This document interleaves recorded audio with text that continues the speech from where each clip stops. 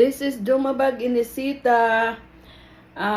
We have a rough day today because I was having a problem with my car, and when I had a problem with my car, I have to call my husband and rescue me, and we put my car. It was towed and was driven to the automotive shop. So we are not having a video for our pair.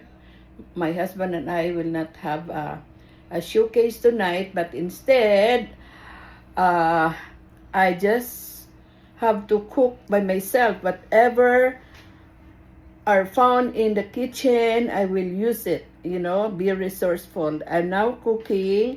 I usually not cook at this time. I cook simple like tinula, yung salad na raw na salad. But ngayon, ang niluto ko ngayon ay ito. Pakita ko sa inyo. Ito. I'm just using what I have here in the kitchen. I don't know, for those who know how to cook, I don't know what kind of, I put tomatoes, I put sibuyas ng dahon, kamatis, garlic, at saka luya. Tapos lagyan ko ito ng lagyan ko ito ng tubig. I don't know kung ano ba, basta masarap lang. Hindi ko nag-aasin, lalagyan ko lang ng salt and pepper, yung pepper at saka ito na.